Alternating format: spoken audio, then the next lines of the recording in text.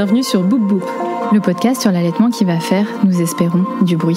Moi c'est Hélène, pharmacienne. Et moi je suis Cassandre, médecin généraliste. Nous sommes de plus en plus nombreuses à allaiter nos petits cœurs sur des durées plus longues qu'avant.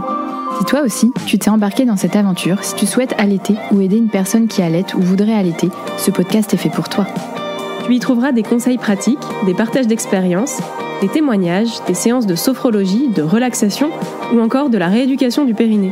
Oui, à écouter lors des tétés ou pas, le tout à travers notre regard de maman et de professionnels de santé. Nous avons créé ce podcast comme le podcast que nous aurions aimé écouter pendant une tétée, pour allaiter en toute sérénité, bien informé. Bonne écoute, c'est l'heure de la tétée. Alors chez Boop Boop, on aime la saisonnalité et interagir avec les événements du moment. On est en novembre, bon clairement, le Movember, la prostate, chez les mamans allaitantes, ça nous concerne moyen, même si on trouve ça plutôt hot et sexy la moustache chez les darons. Et aussi, il peut y avoir des mutations BRCA1 dans les cancers de prostate comme dans les cancers du sein. Mais c'est surtout le mois sans tabac. Le mois sans tabac, c'est une campagne de santé publique organisée chaque année en novembre en France. Elle incite les fumeurs à essayer d'arrêter de fumer pendant 1 mois, en offrant un accompagnement et des ressources pratiques pour les aider dans leur démarche. Cette initiative se base sur l'idée que si tu arrives à arrêter de fumer pendant 30 jours, ça te montre déjà que c'est possible, mais ça multiplie par 5 tes chances d'arrêter complètement et définitivement. Plein de ressources sont mises à disposition des fumeurs et fumeuses pour tenter le sevrage, tels que des kits distribués en pharmacie ou chez ton médecin généraliste, une application mobile, un soutien personnalisé et des groupes de soutien. On n'est surtout pas là pour vous faire culpabiliser, mais vous savez toutes et tous que le tabac n'a aucun bénéfice sur votre santé et encore moins sur celle de votre bébé. La plupart des femmes fumeuses choisissent de ne pas allaiter, car elles pensent que c'est nocif pour leur bébé. Bien que le tabac comporte des risques pour la santé du nourrisson, l'allaitement ça reste bénéfique dans de nombreux cas, même pour les mères qui fument. On l'a vu dans l'épisode avec Stéphanie, malgré les polluants, le lait maternel, c'est toujours bon. En effet, Hélène, la nicotine et d'autres substances toxiques passent dans le lait maternel. Elles peuvent affecter le sommeil et le développement du bébé. Aussi, les coliques sont 2 fois plus fréquentes chez les bébés des mères fumeuses. Et la nicotine apporte un goût au lait maternel, un goût assez particulier que le bébé peut ne pas aimer. La fumée de tabac passive est aussi dangereuse pour le nourrisson, augmentant les risques de problèmes respiratoires, d'otite, voire de mort subite du nourrisson. Mais comme on l'a dit, même pour les mères fumeuses, le lait maternel reste bénéfique, surtout si l'allaitement dure plus de 6 mois.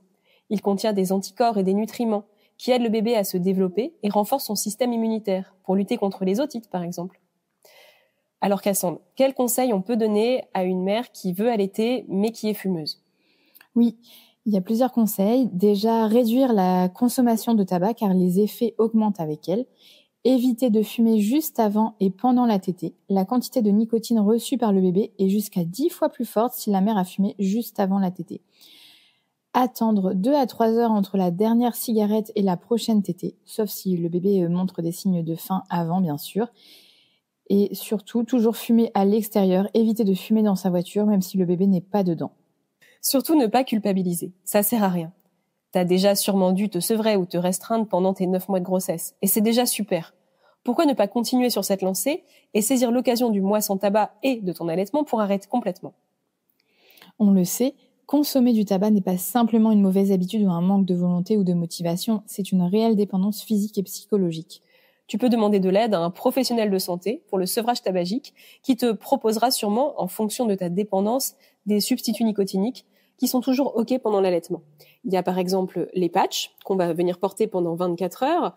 Il y a également des gommes, des comprimés à sucer, des sprays à vaporiser directement sous la langue. Bref, plein de solutions qu'on peut te proposer et qui peuvent t'aider. Tu seras jamais seul. Plein de solutions existent.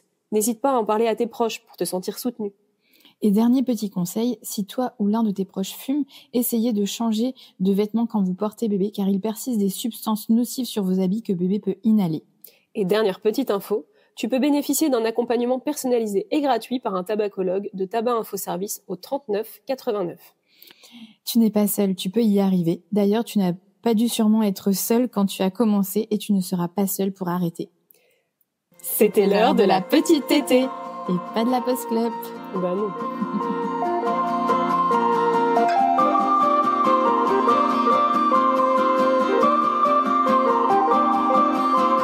N'hésite pas à noter ou commenter notre podcast et à le partager pour que Boop Boop soit écouté par des mamans qui allaitent ou futures mamans qui souhaitent allaiter pour pouvoir allaiter en toute sérénité, bien informé. C'était l'heure de la tétée.